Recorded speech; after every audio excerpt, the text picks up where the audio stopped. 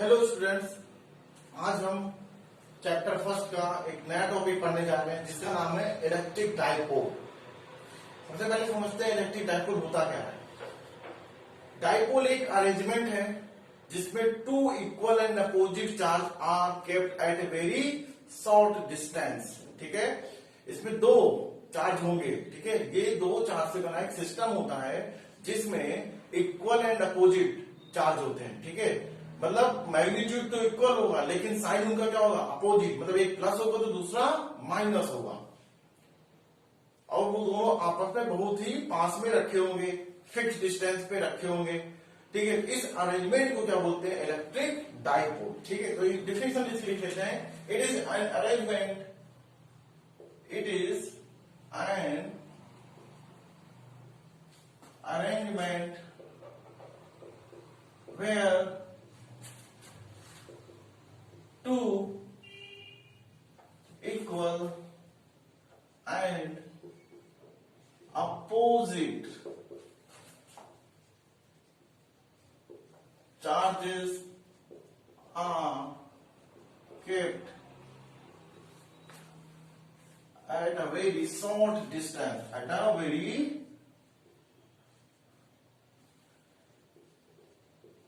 Short distance. ठीक है, तो एक अरेंजमेंट है जिसमें दो इक्वल एंड अपोजिट चार्ज बहुत ही पास पास रखे होते हैं, एक फिक्स डिस्टेंस पे रखे होते हैं। ठीक है बच्चों, चलो कैसे दिखाते हैं। हमने कहा चलो हमारे पास मैंने मान लिया कि एक चार्ज था Q। ठीक है, ये कैसा था, -Q। दूसरा चार्ज है हमारा Q, ये कैसा चार्ज है भाई, प्लस चार्ज है। ठीक है, देखो क्यू क्यू मतलब मैग्नीट्यूड क्या है, दोनों चार्जों का सेम है, बट साइन देखो एक माइनस है एक प्लस है, अपोजिट है।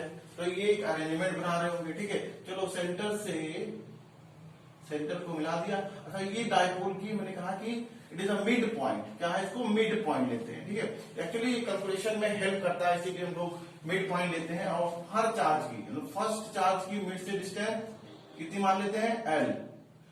ठीक है, और सेकेंड चार्ज की भी मिड से डिस्टेंस कितनी मान लेते हैं, L। तो इस तरह दोनों डाइपोल के बीच डिस्टेंस कितनी आ गई, 2L। This arrangement is known as dipole. Generally dipole हमको डेली लाइफ में देखने को मिल सकता है, एग्जाम्पल इसके मिल सकते हैं, जैसे hydrogen fluoride HF, hydrogen fluoride HF। अब देखो फ्लोराइड, क्योंकि हमने बताया कि ये निगेटिवली चार्ज होता है और हाइड्रोजन कैसा है, पॉजिटिवली चार्ज है, इलेक्ट्रोपॉजिटिव हो गया। ठीक है ना। In the same way water, water को देखें तो हाइड्रोजन ऑक्सीजन हाइड्रोजन, तो इस पे हाइड्रोजन पे positive charge, oxygen more electronegative है, तो इस पे दो नेगेटिव चार्ज। तो देखो एक डाइपोल तो इसके कारण बना, दूसरा डाइपोल ये बना, तो ये भी डाइपोल का एग्जाम्पल है। ठीक है, दूसरा थर्ड एग्जाम्पल देखें तो टेबल सॉल्ट, जिसे NaCl फॉर्मूला पता है, तो Na प्लस मेटल है तो लूज करने की प्रॉपर्टी होती है इलेक्ट्रॉन, तो पॉजिटिव चार्ज, और क्लोरीन इलेक्ट्रोनेगेटिव माइनस, उसको क्या करेगा, इलेक्ट्रॉन को गेन करेगा।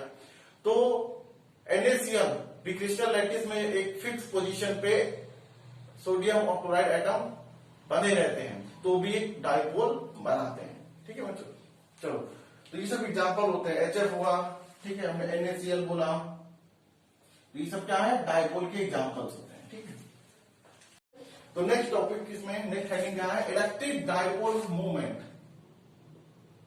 इलेक्ट्रिक डाइपोल मूवमेंट, इसको बच्चों P से, स्मॉल p से रिप्रेजेंट करते हैं, और एक वेक्टर क्वांटिटी है। ठीक है, एक ऐसी क्वांटिटी है, एक वेक्टर क्वांटिटी है। ठीक है, चलो कैसे डिफाइन करते हैं इसको, मैग्नीट्यूड कैसे डिफाइन करते हैं इसकी स्ट्रेंथ को, तो कहते हैं कि डाइपोल मोमेंट क्या होता है, it is the product of one charge. ठीक है, it is the product of one charge, कोई भी एक चार्ज ले लो क्योंकि मैग्नीट्यूड क्या दोनों का सेम है, तो it is the product of one charge and the distance between the two charges. बात समझ आ गई, मतलब कोई भी एक चार्ज दोनों में से ले लो और उन दोनों के बीच की जो डिस्टेंस है दोनों चार्ज उससे मल्टीप्लाई कर दो, तो जो प्रोडक्ट बन के आएगा that will be the magnitude of electric dipole movement. ठीक है बच्चों, तो लिख सकते हैं इसको यहाँ पे, तो it is the product of product of one charge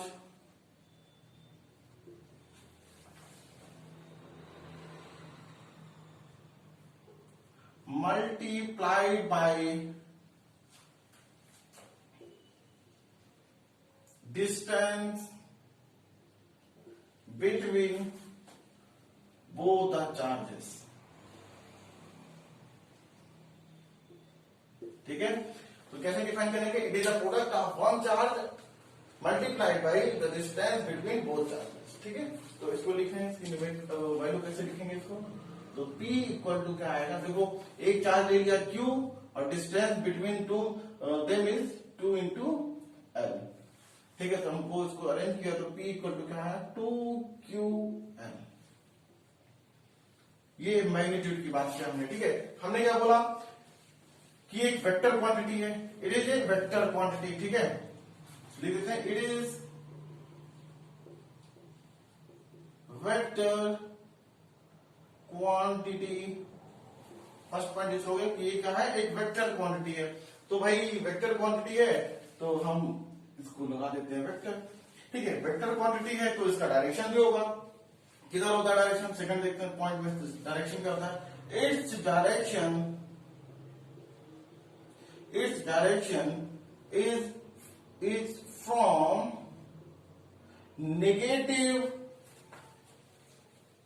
negative charge to positive charge. बात समझ गई? यदि हम यहाँ पे डायपोल मोमेंट की बात करें, P की बात करें तो इसका डायरेक्शन किधर होगा? निगेटिव से पॉजिटिव की ओर. ये होगा from negative charge to positive charge. बात समझ गई? तो ये वेक्टर क्वांटिटी है, मैग्नीट्यूड हमने निकाल दिया 2QL, और इसका डायरेक्शन क्या होगा? From negative charge to positive charge. ठीक है, थर्ड पॉइंट देख लेते हैं इसका. इसकी यूनिट की बात करते हैं. थर्ड पॉइंट में इसकी यूनिट की बात करते हैं तो पता चल रहा है क्या क्या आ रहा है इसमें. चार्ज इंटू ये क्या लेंथ है तो कूलम मीटर. क्या हो जाएगा भाई? Coulomb metre. तो इसकी यूनिट होगी कूलम मीटर. ठीक है, फुल फॉर्म देते हैं.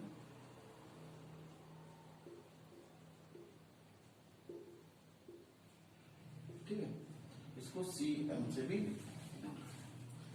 ठीक है बच्चों, समझ में आ गया? चलो, अब हम लोग करते हैं इलेक्ट्रिक डाइपोल के कारण फील्ड कितना होगा. ठीक है, the field due to electric dipole. तो ठीक है बच्चों, इसमें बहुत सिंपल है करना है इसको. ऐसा नहीं कि बहुत टफ पड़ेगा ये. एक्चुअली होता क्या है, हमने क्या देखा? हमने सिस्टम ऑफ चार्जेस के कारण फील्ड देखा था. हमने सिंगल पॉइंट चार्ज के कारण किसी पर्टिकुलर डिस्टेंस पे फील्ड कितनी होगी वो पढ़ रखा था. तो यहाँ पे भी हमने क्या बोला? ये सिस्टम किससे बना हुआ? दो चार्ज का सिस्टम है, एक पॉजिटिव है और एक निगेटिव चार्ज से बना हुआ सिस्टम है. ठीक है बच्चों, तो हमने कोई दिक्कत नहीं. हम किसी पोजीशन पे, जिस पोजीशन पे इस डायपोल के कारण फील्ड चाहिए तो हम पहले इसको हाइड करेंगे, इसके कारण फील्ड कितनी मिलने वाली है उसका डायरेक्शन. फिर इसको हाइड करेंगे, इसके कारण उस पर्टिकुलर पॉइंट पे फील्ड कितनी मिलने वाली है और उसका डायरेक्शन. फिर इसके बाद क्या करेंगे? हम सुपर पोजिशन प्रिंसिपल से दोनों फील्ड को ऐड कर देंगे विद साइन. बात समझ आ गई? हमको net electric field due to dipole वहां पे इस पोजीशन पे मिल जाएगा. ठीक है बच्चों, तो चलो सबसे पहले हेडिंग डालते हैं electric field due to dipole at axial position. ठीक है बच्चों, तो चलो बच्चों इलेक्ट्रिक फील्ड निकालते हैं due to dipole at axial position.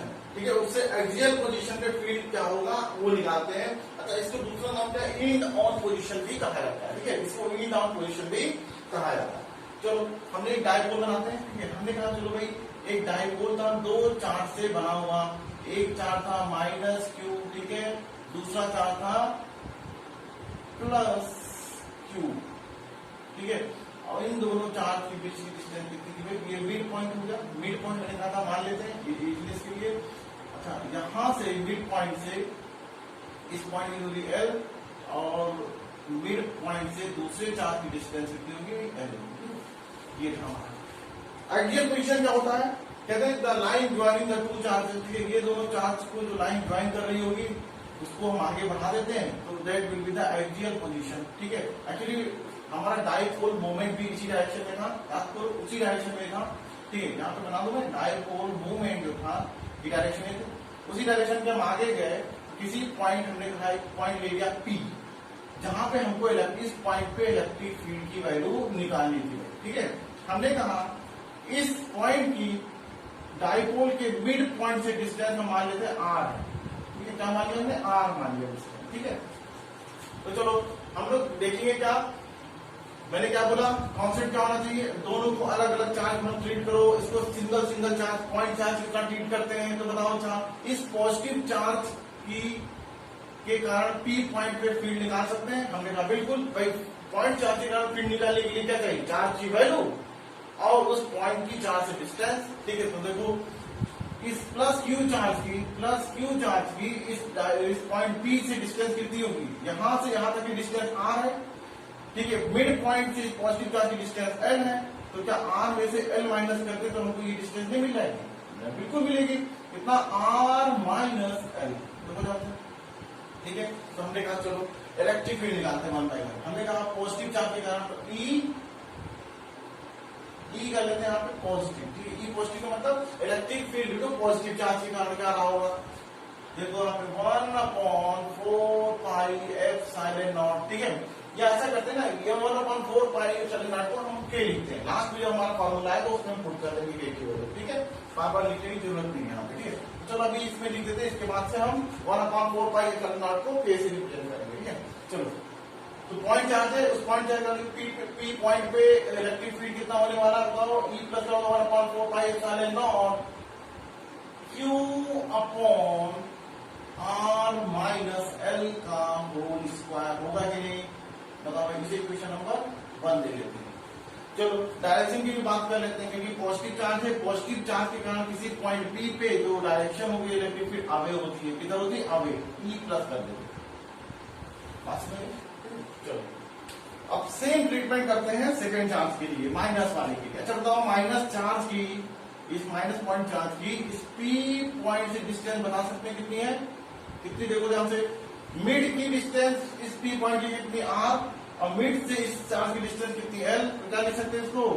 r plus l लिखा जा सकता है आराम से, बिल्कुल। चलो हमने कहा electric field due to negative charge के कारण कितना आने वाला? हम के लिखते हैं भाई, इसको के लिख देते हैं, ठीक है। के क्यू, ये क्यू कौन सा वाला है? माइनस वाला क्यू है, ठीक है ना। Upon upon r plus l का होल स्क्वायर, क्वेश्चन नंबर हमारा 2, ठीक है। डायरेक्शन की बात करते हैं यहाँ पे आके। तो हमने पढ़ा है कि निगेटिव चार्ज के कारण जो इलेक्ट्रिक फील्ड की डायरेक्शन होती है टुवर्ड द नेगेटिव चार्ज, ठीक है। तो चलो ये रही होगी फील्ड, ये रही होगी field due to negative charge, ठीक है। तो चलो P पॉइंट पे नेट फील्ड चाहिए हमको। भाई डाइपोल कैसे बनाएंगे? दोनों चार्ज के कह सकते हैं कम्युनिकेशन से डाइपोल बना हमारा, ठीक है। तो टोटल दोनों चार्जों के कारण नेट फील्ड जो बनेगा वही हमारा डाइपोल का इलेक्ट्रिक फील्ड होगा कि नहीं? ठीक है। चलो अब देखो यहाँ पे दो फील्ड है, क्योंकि फील्ड भी इलेक्ट्रिक फील्ड भी वेक्टर क्वांटिटी, दो फील्ड है अपोजिट डायरेक्शन में है। तो क्या करेंगे हम? वेक्टर सम कर दे, ठीक है। या सुपर पोजिशन पे तो कोई सा भी कह सकते हैं। तो हमने कहा ई नेट हमारा कितना होने वाला? देखो ध्यान से, ई नेट ई प्लस, ठीक है, प्लस ई माइनस पास आ गई, इसको हम वेक्टर फॉर्म कर लेते हैं, ठीक है। अब चलो वैल्यू कर देते हैं। चलो हमने कहा कि इस पॉजिटिव वाले को कोई सा भी रख सकते हैं, पॉजिटिव वाले को उस वाले साइड को प्लस एक्स एक्सिस को हम प्लस मान लेते हैं, प्लस में रखेंगे। तो यहाँ पे हमसे क्या होता है? कोई भी वैल्यू मान लो, हमारा आंसर सही मानने वाला, उसमें कोई चेंज नहीं होने वाला है, ठीक है। चलो तो वैसे भी देखो यहाँ पे देखो, बिग क्वांटिटी में से स्मॉलर क्वांटिटी को माइनस करते हैं, ठीक है। तो इलेक्ट्रिक फील्ड यहाँ पे दिख रहा है कि पॉजिटिव के कारण ज्यादा होगा, क्यों? क्योंकि डिनोमिनेटर कम है, यहाँ पे देखो प्लस है, इसलिए ओवरऑल वैल्यू ज्यादा होगी, सॉरी कम हो जाएगी, ठीक है।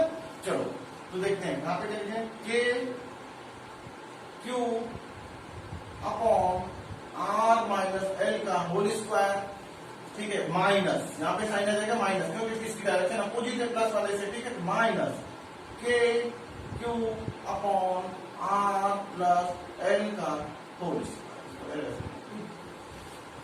ठीक है। कॉमन जो है उसको ले लेते बाहर, जो कॉमन आ रहा है उसको बाहर ले लेते। क्या लिखा हमको? के क्यू कॉमन आ गया, अंदर क्या बचा ब्रैकेट में? 1 अपॉन r माइनस एल का whole square minus 1 upon r plus l समझ आ गई? चलो इसका एलसीएम ले लें, इन दोनों का एलसीएम लेंगे तो क्या मिलने वाला है? बी क्या है तरीके से हम लोग पढ़े ए स्क्वायर माइनस बी स्क्वायर, क्या होता है? ए स्क्वायर माइनस बी स्क्वायर को ए प्लस बी इंटू ए माइनस बी लिख सकते हैं। तो देखो ये कुछ इस फॉर्म में नहीं है, ए माइनस बी और ए प्लस बी, ठीक है। एलसीएम लेंगे तो इंटू करना पड़ेगा। तो देखो इसी को सॉल्व करते हैं। यहाँ पे देखो क्या आने वाला है, यहाँ पे के क्यू ब्रैकेट में हमने एलसीएम ले लिया तो क्या लिखेंगे? क्योंकि यहाँ पे देखो स्क्वायर है, यहाँ पे क्या है? स्क्वायर है, तो हम क्या करेंगे? R square minus L square का स्क्वायर, बोलो यही तो एलसीएम आएगा, ठीक है। तो चलो ऊपर क्वांटिटी क्या बचेगी? आर प्लस एल का whole square minus r minus L का होल स्क्वायर, ठीक है। यह इसको सिंप्लीफाई करते हैं। आगे देखें, के क्यू को बाहर रहने देते हैं, जो के क्यू को बाहर रहने देते हैं, उसको ओपन करते हैं, ब्रैकेट को क्या लिख रहा होगा? ए प्लस बी का whole square, A square plus B square plus 2ab, बोलो सही है? माइनस माइनस इसको भी ओपन कर ले, ब्रैकेट लगा के, ठीक है। क्या होगा यहाँ पे? Sorry, A square plus B square minus 2ab, क्या लिखेंगे? A square plus B square minus 2ab upon नीचे क्या है? नीचे जो हमने लिया था एलसीएम, देखो R square minus L square का स्क्वायर, ब्रैकेट बंद, ठीक है। अब क्या करते हैं? इस माइनस को अंदर ब्रैकेट में मल्टीप्लाई करते हैं, तो जो पॉजिटिव क्वांटिटी है वो निगेटिव, जो निगेटिव है पॉजिटिव। अच्छा, ऐसा करते ही क्या हो जाएगा भाई? जब ये माइनस से मल्टीप्लाई करेंगे तो ये माइनस ये प्लस हो जाएगा। तो देखो एक प्लस ये आर स्क्वायर, ये माइनस कैंसिल आउट, ये प्लस में ये माइनस में कैंसिल आउट। अच्छा, ये प्लस हो गया 2RL, ये भी क्या प्लस 2RL, तो क्या होगा? 4RL लिख सकते हैं इसको। तो चलो यहाँ पे लिखें के क्यू ब्रैकेट में क्या है हमारा? 4RL upon R square minus L square का होल स्क्वायर, ठीक है। अच्छा, अभी देखो डायपोल मोमेंट की डेफिनेशन क्या बनी थी? डायपोल मोमेंट की क्या होता है? It is the product of one charge and the distance between two charge, मतलब 2QL को हम क्या लिख सकते हैं? P लिख सकते हैं। तो चलो यहाँ पे देखते हैं, इस 4 को 2 into 2 पार्ट में डिवाइड किया तो 2QL को यहाँ पे लिखूं मैं P लिख देता हूँ। यहाँ पे देखो 2 बचा रह जाएगा, तो 2 into 2 में 2 बाहर कर लिया, K बाहर आ गया, अंदर क्या बचा? 2L और Q, 2 क्या लिख सकते हैं? P लिख दिया। अंदर क्या बचा? देखो आराम से, अंदर क्या बचा? R upon R square minus L square का, ठीक है। अब यहाँ पे तो एक एजम्पशन मानते हैं, ठीक है, ये हम इमीडिएट निकालना है पॉइंट की, ठीक है। एक एजम्पशन क्या मानते हैं कि हमारा डायपोल बहुत ही स्मॉल है, ठीक है, ठीक है। As the dipole is very short, ठीक है, then R is much greater than, ठीक है। यहाँ पे इक्वेशन यहाँ पे इसको हटा देता हूँ, ऊपर से हटा देता हूँ, ऊपर से सारे यहाँ पे देखो क्या होगा। As dipole is very short, ठीक है, देन हम क्या जंक्शन क्या कर सकते हैं? R is much greater than L, ठीक है। तो हमने आर बहुत ज्यादा होगा एल के कंपेयर में, तो इस इक्वेशन में एल को निग्लेक्ट कर दें, तो निग्लेक्ट कर दें तो हमारा क्या वैल्यू क्या आता है? के क्यू, सॉरी क्यू नहीं है, तो क्या है? 2kp रखेंगे यहाँ पे, 2kp आर अपॉन नीचे देखो क्या बन के आया, इसको निग्लेक्ट कर दिया तो क्या बचा? आर स्क्वायर की पावर स्क्वायर है, पावर 2 है ना, क्या करेंगे? आर की पावर 4, एक आर से इस आर को कैंसिल किया तो हमारा ई नेट का फार्मूला बन गया। ई नेट का फार्मूला क्या बना? 1/4 पाई एप्सिलॉन नॉट, के को मैंने फिर से ओपन कर लिया, 1/4 पाई एप्सिलॉन नॉट के टर्म में रखा, 2p अपॉन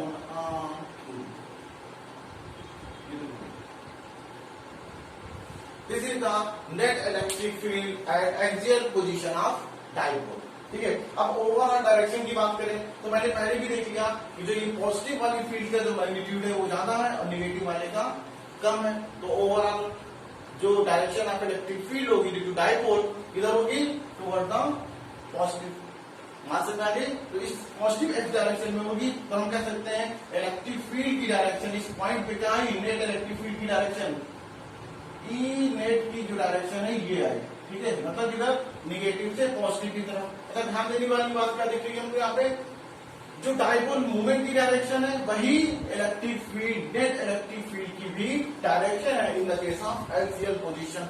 इसको ध्यान देंगे, क्यों? क्योंकि अभी हम जब ब्रॉड ऑन पोजीशन पे करेंगे तो हमें क्या लिखेगा ये कि इसकी जो फील्ड है, इलेक्ट्रिक फील्ड है ब्रॉड ऑन की कंडीशन में, और ये डाइपोल मूवमेंट की डायरेक्शन अपोजिट होती है, ठीक है बच्चों? तो चलो इसको नोट करो। फिर हम लोग सेकेंड उसके हेडिंग करते हैं, electric field due to dipole at equatorial position. Electric field due to dipole at equatorial position, जिसका दूसरा नाम क्या है, बाइसेक्टर पोजीशन भी इसको कहा जाता है, ठीक है, बाइसेक्टर पोजीशन या इक्वेटोरियल पोजीशन कहा जाता है, ठीक है। तो चलो फिर से देखते हैं। हमने कहा फिर से हमने एक डाइपोल बनाया, एक ये बनाया माइनस क्यू चार्ज का एक डाइपोल बनाया, कुछ ज्यादा बड़ा हो गया, छोटा करते हैं इसको, ठीक है। एक डाइपोल है यहाँ पे प्लस क्यू चार्ज का, ठीक है। देखो इक्वल एंड अपोजिट है नेचर का, ठीक है, इन दोनों मिड पॉइंट को मिलाया, ये क्या था हमारा, अभी भी सेंटर पॉइंट है, यहां से फर्स्ट चार्ज की सेंटर पॉइंट से दूरी L, सेकेंड चार्ज की सेंटर पॉइंट से दूरी L, ठीक है। हमने कहा इक्वेटोरियल पोजीशन क्या होती है, पहले देखते हैं। कहते हैं कि मिड पॉइंट से हम आगे बढ़े, बाइसेक्टर मतलब कि अब यहां पे देखो डाइपोल की स्ट्रेंथ है, डाइपोल मोमेंट की डायरेक्शन में था इस पोजीशन पे, देखो ध्यान से, पी किसी पोजीशन थी ये, हमने कहा पी तो हमेशा नेगेटिव से पॉजिटिव की तरफ लगेगा, बात समझ आई? देखो तो हमने कहा उसके परपेंडिकुलर डायरेक्शन में कोई पॉइंट हमने पी ले लिया, ठीक है, ये पॉइंट पी ले लिया, this position is known as, ये क्या हमारी, इसको ऐसे उत्तर करते हैं, ये पॉइंट पी है, ये पोजीशन क्या होगी हमारी, इक्वेटोरियल पोजीशन होगी, ठीक है। तो हमने कहा कोई दिक्कत नहीं, हमने कहा सेंटर से मान लिया, अभी भी इसको जैसे हमने आर लिया था, यहाँ पे भी सेंटर से कितना डिस्टेंस मान लेते हैं, आर, ठीक है। हमने मान लिया कि ये सेंटर से आर डिस्टेंस पे ये पॉइंट पी है, डाइपोल के सेंटर से पी की डिस्टेंस क्या है, आर है, ठीक है। चलो वन बाय वन निकालते हैं फिर से यहाँ पे, ठीक है। तो हमने सबसे पहले कहा कि इस पॉजिटिव चार्ज के कारण इस पी पॉइंट पे फील्ड कितनी होगी, तो हमने कहा चलो इस पॉइंट को पहले इससे मिला लेते हैं, ठीक है, मिला दिया हमने। तो बताओ यदि ये एल है बेस, ये क्या है आर है, तो क्या हाइपोटेन्यूज निकाल सकते हैं, हमने कहा चलो निकाल लेते हैं, कितना होगा, R square plus L square का होल रूट, ठीक है। चलो तो क्या electric field due to positive charge निकल जाएगा, हमने कर लो ई प्लस निकालते हैं, तो क्या होगा के, क्या लिखते हमने के क्यू अपॉन, ठीक है, जिस पॉइंट पे फील्ड निकालना है उस चार्ज से, तो उसकी डिस्टेंस का स्क्वायर, वो कितना है under root R square plus L square का स्क्वायर करेंगे तो सिंपल क्या बचेगा, R square plus L square, ठीक है। इससे क्वेश्चन नंबर 1 मान लेते हैं। डायरेक्शन की बात करते हैं, तो हमने कहा कि क्योंकि पॉजिटिव चार्ज से फील्ड की डायरेक्शन हमेशा किधर होती है, अवे इस डायरेक्शन में होगा कि नहीं, बताओ, ये ई प्लस है कि नहीं, अवे होनी चाहिए, बिल्कुल होनी चाहिए। चलो सेकंड देखते हैं। हमने कहा सेकंड चार्ज के कारण, माइनस चार्ज के कारण पी पे फील्ड कितना होने वाला है, तो हमने कहा चलो इस पॉइंट को इस पॉइंट से मिला दें, ये मिला दिया, ठीक है, ये मिला दिया। अच्छा बताओ, ये भी तो सेम डिस्टेंस है, R square plus L square, देखो ठीक है। मैग्नीट्यूड देखते हैं इलेक्ट्रिक फील्ड का ड्यू टू नेगेटिव चार्ज कितना होने वाला है, K Q upon R square plus L square. इसे इक्वेशन नंबर 2 दे देते हैं। डायरेक्शन की बात करते हैं, डायरेक्शन, तो हमने कहा यहां पे जो इलेक्ट्रिक फील्ड की डायरेक्शन होगी टूवर्ड द नेगेटिव चार्ज, देखो ये डायरेक्शन होगी, ये डायरेक्शन होगी ऑफ किसकी, electric field due to minus charge, ठीक है, ये बात समझ में आ गई, ये डायरेक्शन होगी हमारी, ठीक है। तो चलो ये देख लिया, अब हमको क्या करना पड़ेगा, हमको क्या देगा, इस पी पॉइंट पे दो फील्ड है, एक इस डायरेक्शन में एक इस डायरेक्शन में, तो रिजल्टेंट कहीं यहाँ पे लाई करेगा कि नहीं करेगा, देखो ध्यान से। अच्छा, क्योंकि देखो जो स्ट्रेंथ है फील्ड की, जो स्ट्रेंथ है मैग्नीट्यूड की बात करते हैं, तो वो दोनों क्या इक्वल है, ठीक है, ये भाई दो वेक्टर है इक्वल मैग्नीट्यूड के, तो इनका रिजल्टेंट ठीक बीच में लाई करेगा, ठीक बीचों बीच में लाई करेगा। यहां से क्लियर समझ में आ रहा है कि भाई यहाँ पे भी तो दो वेक्टर दिख रहे हैं हमको, एक वेक्टर ये, एक वेक्टर क्वांटिटी ये, तो दोनों का रिजल्ट क्योंकि मैग्नीट्यूड सेम है तो रिजल्ट कहीं बीच में ई नेट लाई करेगा, तो हमको ई नेट के लिए क्वेश्चन निकालना है, ठीक है, बात समझ आ गई। चलो देखो, अच्छा यहाँ पे देखो ये जो लाइन होगी इस लाइन के क्या पैरेलल है, तो ये भी क्या होगा थीटा। यदि इसको मैं थीटा मान लेते तो ये लाइन भी क्या हो जाएगा थीटा हो जाएगा। बोलो भाई, नहीं समझ में आया? हमने क्या बोला कि ये थीटा मान लेते हैं तो ये लाइन ये दोनों बीच में लाई करेगा, बीचों बीच में लाई करेगा, ठीक है। तो हमने कहा कि तो ये लाइन इस लाइन के पैरेलल है और ये लाइन दोनों को कट कर रही है, तो ये थीटा, तो ये एंगल भी थीटा होना चाहिए, ठीक है। तो देखो यहाँ पे फील्ड की वैल्यू कैसे निकालेंगे, हमने कहा अच्छा पूरे दोनों के बीच एंगल कितना 2 थीटा, ठीक है 2 थीटा। दोनों वेक्टर के बीच में क्या एंगल है 2 थीटा। तो रिजल्टेंट वेक्टर कैसे निकालते हुए ई नेट क्या होने वाला है, देखो ध्यान से, अंडर रूट ई प्लस का स्क्वायर प्लस ई माइनस का स्क्वायर, पास में आ गई, plus 2e plus E minus cos 2 theta. देखो ध्यान से, ये बात समझ में, ठीक है।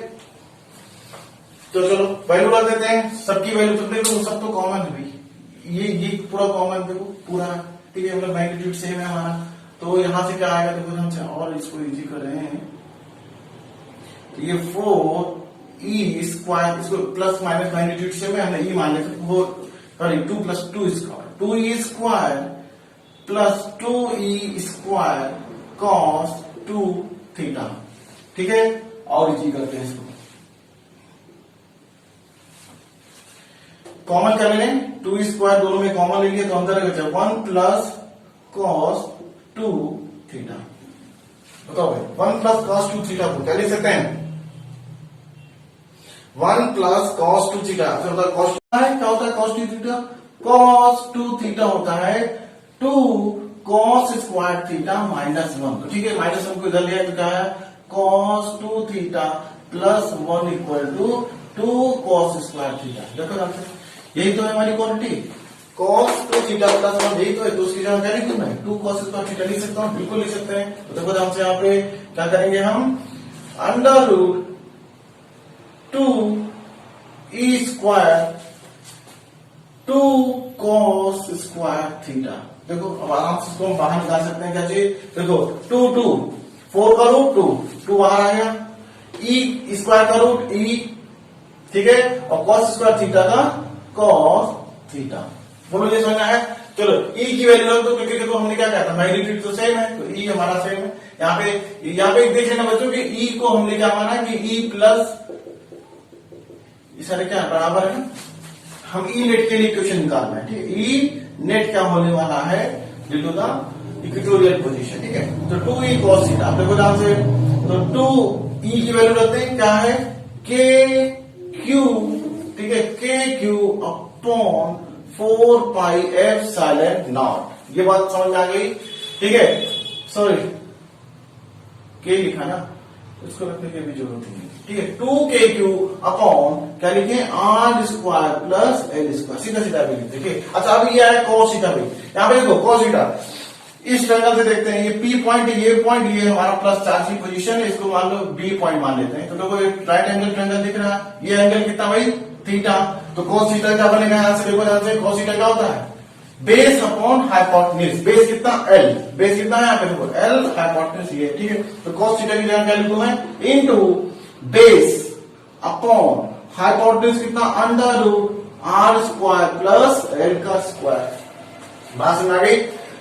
चलो लिखते हैं k को बाहर रखते हैं 2ql साथ में लिखे अपॉन क्या है, अच्छा इसको देखो कैसे लिखते हैं R square plus L square की पावर 3/2 लिख सकते हैं, इसकी पावर 1, अच्छा रूट इसका क्या बनता है पावर 1/2, तो 1 प्लस 1/2 कितना होगा 3/2, ठीक है लिख सकते हैं। अच्छा आपने कुछ देखा हुआ टर्म लिखा है, ये क्या था, ये क्या था, ये क्या डाइपोल मोमेंट नहीं था, यही तो पी क्या था 2ql, तो इसकी जगह क्या लिख दूं मैं पी लिख दूं।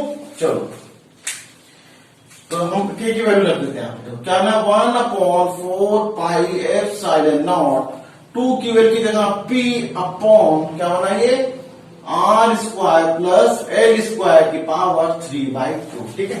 ये हमारा ई नेट का फार्मूला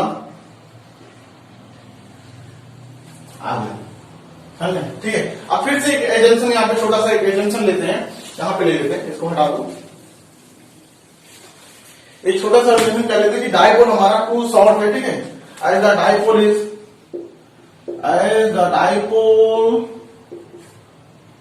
इज सो शॉर्ट, बहुत छोटा सा डाइपोल हमारा, तो उसके हमने आर के कंपेयर में हमारा एल बहुत कम होगा, ठीक है, आर के कंपेयर में हमारा एल बहुत कम है। देखो यहाँ से तो हम इनको निगलेक्ट कर सकते हैं यहाँ पे, तो देखो क्या बना, आर की पावर आर स्क्वायर की पावर 3/2, तो 2 से 2 कैंसिल, क्या बचेगा आर की पावर 3, तो यहाँ पे सीधा ई नेट देखो आ गया हमारा, ई नेट आ गया 1/4 pi epsilon naught P upon R cube.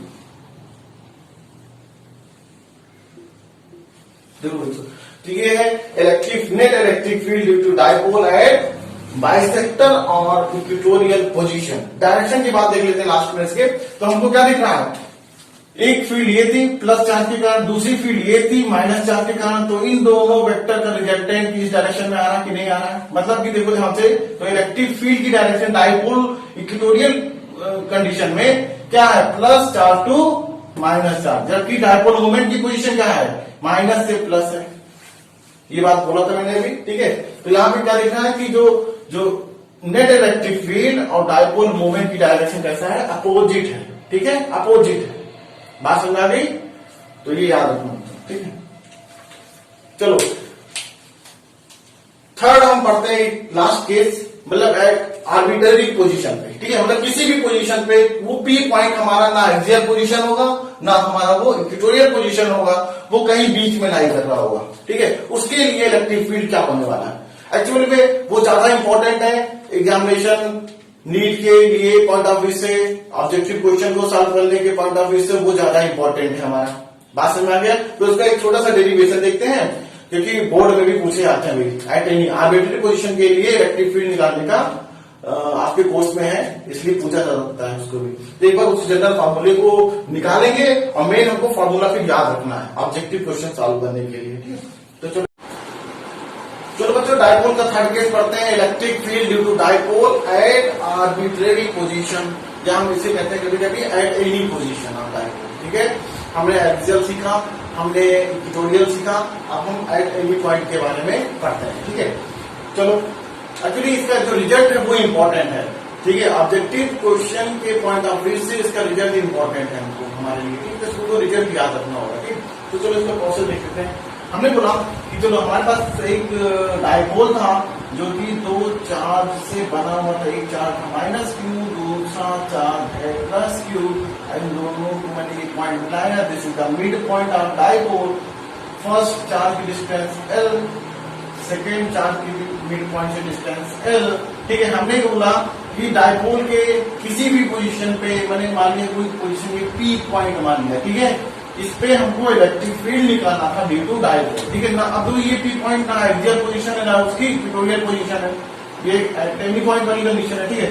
चलो हमने इस पॉइंट को मिड पॉइंट से मिलाया डाइपोल में, ठीक है, ये देखो हमको इस पॉइंट पे हमको इलेक्ट्रिक फील्ड निकालना है। चलो हमने इसको मान लिया आर है, ये क्या है आर मान लिया इसको, ठीक है, बात समझ आई। चलो अच्छा यहाँ पे थोड़ा सा कैलकुलेशन हम लोग देखते हैं, थोड़ा सा हम ट्रिक देखते हैं, ट्रिक देखते हैं कैसे सॉल्व करते हैं। हमने अभी बताओ डाइपोल मोमेंट की डायरेक्शन देखिए, मेरा डायरेक्शन देखिए किधर होता था, माइनस से प्लस की तरफ, माइनस चार्ज से toward the plus charge dipole moment की डायरेक्शन होती थी।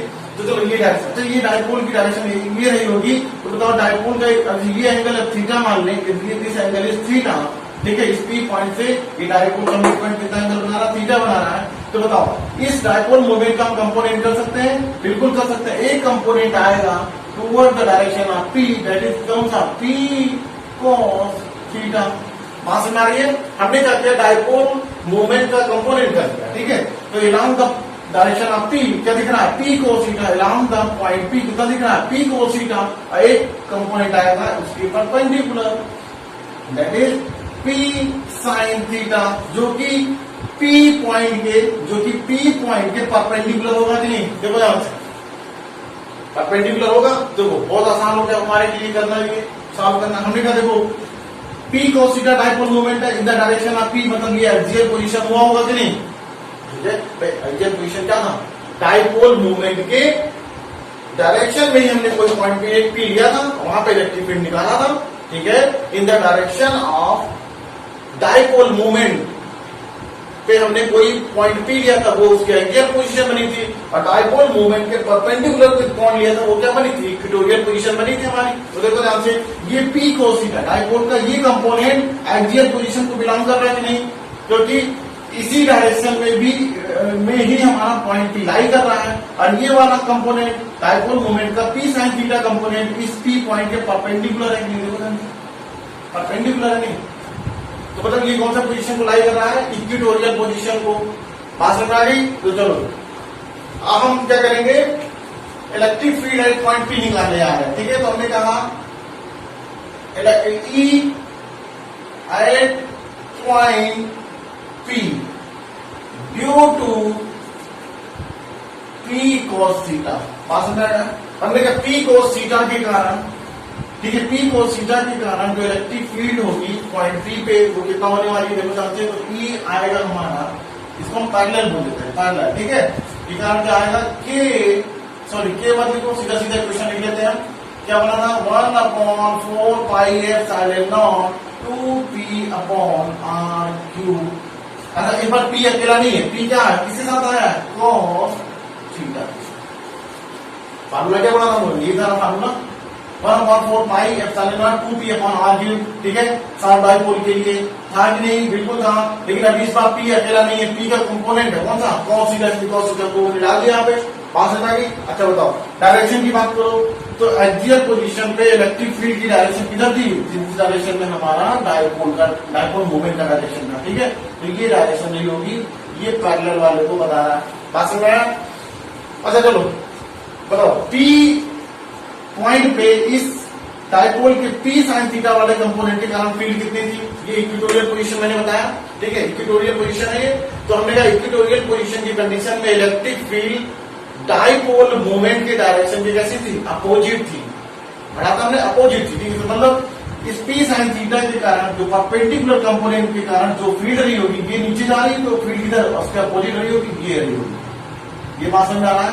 This is the direction of electric field due to perpendicular component of electric dipole movement. तो इसकी वैल्यू लिखते हैं, जो ई परपेंडिकुलर आ रहा है वो कितना होगा भाई, 1/4 पाई एप्सिलॉन नॉट। अभी पढ़ के आए इक्वेटोरियल पोजीशन का फार्मूला क्या होता है, p/r³। तो p अकेला नहीं है, p किसके साथ आया, साइन थीटा अपॉन r³। ये भाई दो इक्वेशन बन गया, दो इक्वेशन बन गया। p पॉइंट पे हमको दो फील्ड दिख रही है दो फील्ड, ठीक है। तो बताओ इन दोनों फील्ड का जो रिजल्टेंट कहीं यहाँ लाई कर रहा होगा, ध्यान से देखो, कहीं लाई कर रहा होगा, ठीक बीच में नहीं होगा, क्यों, क्योंकि देखो मैग्नीट्यूड का डिफरेंस है। ये पैरेलल वाली जो फील्ड है वो 2 टाइम है देन द परपेंडिकुलर, ठीक है। तो मैग्नीट्यूड सेम नहीं है, तो हमने कहा कि तो रिजल्टेंट वेक्टर किधर आए, नहीं यहाँ पे लाई कर रहा होगा, ठीक है। किधर लाई करता है, तो रिजल्टेंट वेक्टर हमने पढ़ रखा है कि टुवर्ड द हायर मैग्नीट्यूड की तरफ हमारा रिजल्टेंट वेक्टर लाई करेगा, ठीक है। हमको पता है पैरेलल वाले की फील्ड ज्यादा है, इसलिए उधर लाई करेगा। हमने कहा कि ये बात समझ आ गई।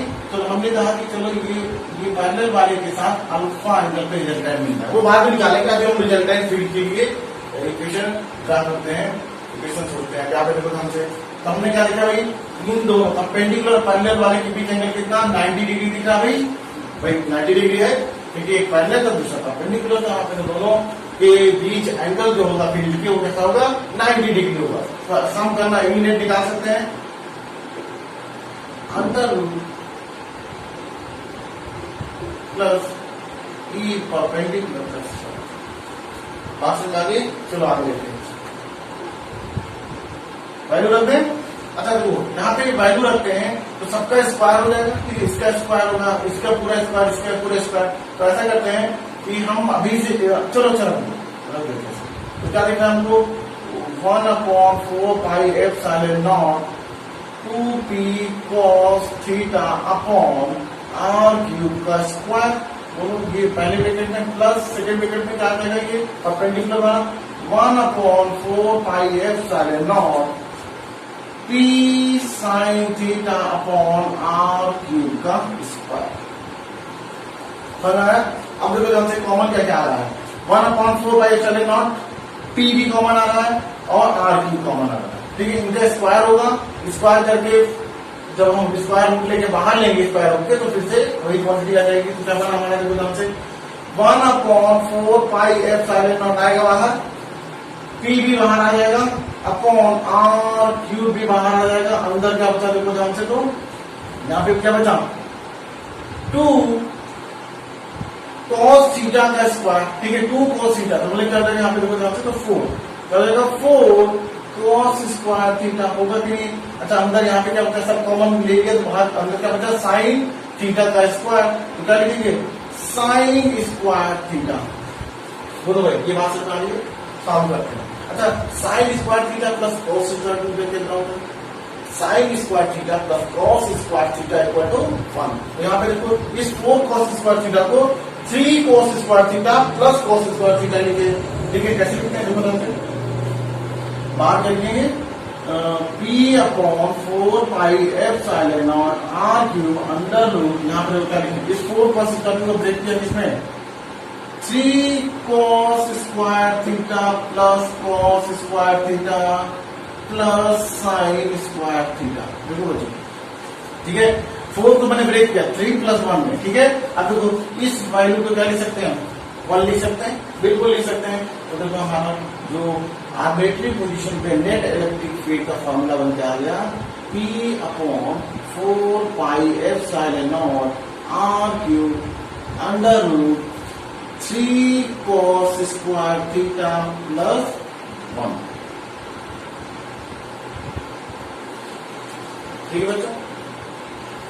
ये फार्मूला हमको डायरेक्टली याद रखेंगे तो हम इससे दोनों इक्वेटोरियल और एक्सियल पोजीशन को फार्मूले को ड्रा कर सकते हैं आराम से इजीली, ठीक है।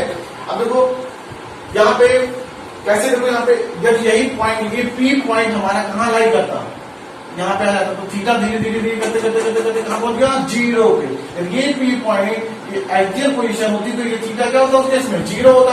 अच्छा कॉल इस फॉर्मूले में रखो, इफ मैंने क्या लिखा, इफ थीटा इक्वल टू 0, तो किसके लिए होता, फॉर एक्सियल पोजीशन बनती ही नहीं हमारी, जो पढ़ा था सबसे पहला एक्सियल पोजीशन, थीटा 0 रखते तो cos 0 की वैल्यू 1, तो ये क्या बन जाता 3 + 1 4 और 4 का रूट 2, तो क्या बन क्या जाता हमारा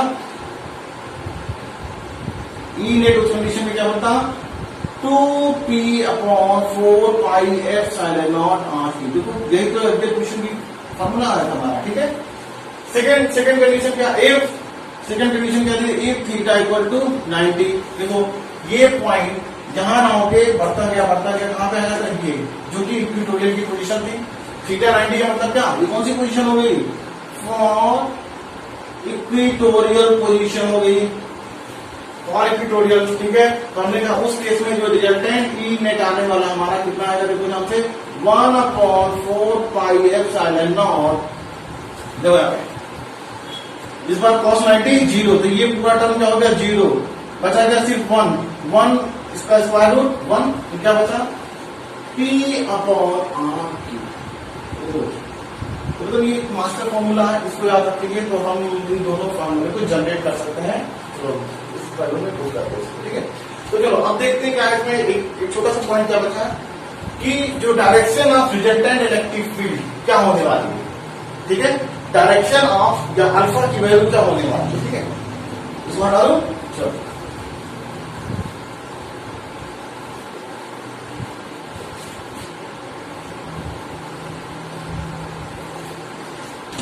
डायरेक्शन की बात करते हैं इसकी क्या होगा, ये कितना एंगल है भाई, ये एंगल क्या हमारा थीटा, ठीक है। बताओ दो इसको यहां बना लें, इस डायग्राम को यहां बनाते हैं अल्फा के कैलकुलेशन के लिए। हमने क्या देखा, एक फील्ड क्या है पैरेलल है, ये ई पैरेलल को डिनोट कर रहा है, एक क्या है उसके परपेंडिकुलर फील्ड कौन सी है, ई परपेंडिकुलर वाली है। रिजल्टेंट हमारा कहीं यहाँ पे लाई कर रहा है, यदि ये अल्फा है तो क्या हम अल्फा की वैल्यू नहीं निकाल सकते हैं, ठीक है। यहां से क्या देखिए tan अल्फा क्या हो जाएगा भाई, जो tan अल्फा है वो क्या होगा परपेंडिकुलर अपॉन बेस, ये बात समझ, परपेंडिकुलर अपॉन बेस। परपेंडिकुलर में क्या है, ई का परपेंडिकुलर वाला और ये पैरेलल वाला, ठीक कंपोनेंट है। तो वैल्यू रखते हैं यहाँ पे, देखो ई कौन सा परपेंडिकुलर, ये पैरेलल वाला। देखो इसमें दिस अपॉन दिस आ रहा है, तो क्या होगा कि ये क्या है, ये फर्स्ट पैरेलल वाला कंपोनेंट इस परपेंडिकुलर वाले से 2 टाइम ज्यादा है, तो ओवरऑल रखी हुई वैल्यू क्या आ जाएगा 1/2, ठीक है 1/2। और आगे देखें, ठीक है, sine theta upon cos theta. तो इसको ऊपर रखा, इसको नीचे रखा, तो 1/4 पाई ये सब कैंसिल हो गया, P से P कैंसिल हो गया, R Q से R Q कैंसिल हो गया, तो ऊपर क्या बचेगा साइन थीटा और नीचे क्या बचेगा 2 cos थीटा। देखो sine theta upon 2 cos theta, तो इसको क्या लिखें 1/2 tan थीटा। तो हम यहां से अल्फा क्या निकल रहा है tan इनवर्स, ठीक है tan इनवर्स 1/2।